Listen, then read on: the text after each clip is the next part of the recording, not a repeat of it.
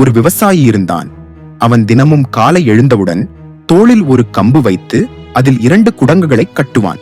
அவன் குளத்திலிருந்து தண்ணீர் எடுத்து வீட்டிற்கு கொண்டு வருவான்.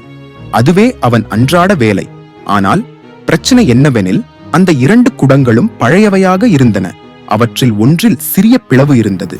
விவசாயி தண்ணீர் நிரப்பும் போதெல்லாம் அந்த பிளவு கொண்ட குடத்திலிருந்து வழியிலேயே தண்ணீர் சிந்திப் போய்விடும். வீட்டிற்கு வந்தவுடன் 2 குடங்களின் தண்ணீருக்கு பதிலாக 1.5 குடம் தண்ணீரே இருக்கும். பிளவு இல்லாத குடம் இதனால் பெருமை கொண்டது. அது பிளவு கொண்ட குடத்தை அடிக்கடி கேலி செய்து பேசும். பார், நான் விவசாயியின் முழு வேலை செய்து கொடுக்கிறேன், அவனுடைய உழைப்பு வீணாகவில்லை. ஆனால் உனக்கு எந்த பயனும் இல்லை.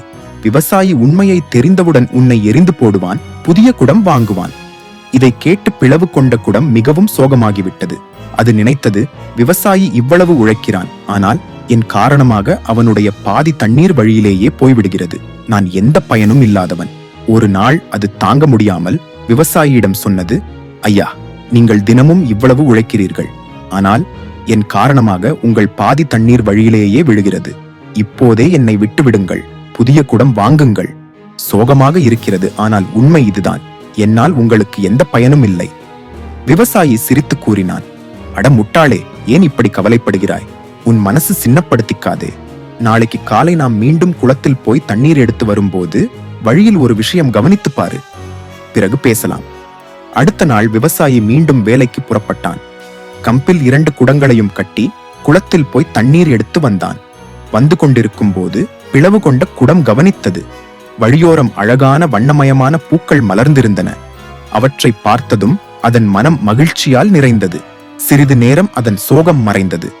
வீட்டிற்கு வந்த பின் விவசாயி கேட்டான், பூக்கள் எப்படி இருந்தது? அழகாக இருந்ததா? பிளவு கொண்ட குடம் சொன்னது, ஆம், இன்று வழி மிகவும் அழகாக தோன்றியது. ஆனால் எனக்கு மீண்டும் சோகமாக இருக்கிறது. ஏனெனில் இன்று கூட நீங்கள் முழு தண்ணீர் கொண்டு போனீர்கள். ஆனால் வீட்டிற்கு வந்தது 1.5 குடம் தண்ணீரே. விவசாயி அன்புடன் சொன்னான், உனக்கு தெரியுமா, அந்த பூக்கள் எல்லாம் உன் காரணமாகவே மலர்ந்தது. அவை ஏன் உன் பக்கத்தில் மட்டும் மலர்ந்தது தெரியுமா? ஏனெனில் உன்னிடம் பிளவு இருப்பது எனக்கு நீண்ட நாட்களாகவே தெரியும். அதனால் நான் சந்தையில் போய் விதைகள் கொண்டு வந்து நீ தொங்கும் பக்கத்தில் விதைத்தேன்.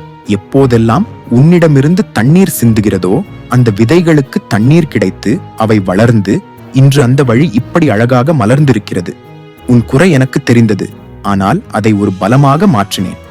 நண்பர்களே, இது அந்த பிளவு கொண்ட குடத்தின் கதையல்ல, இது நம்முடைய கதையும் கூட. இந்த உலகத்தில் யாரும் பூரணமில்லை. குறைகள் எல்லோருக்கும் உண்டு. ஆனால் நாம் நமது குறைகளில் வேலை செய்து அதை நமது பலமாக மாற்றினால் நம்முடைய மதிப்பு நமக்கே தெரியாத அளவுக்கு அதிகமாகும்.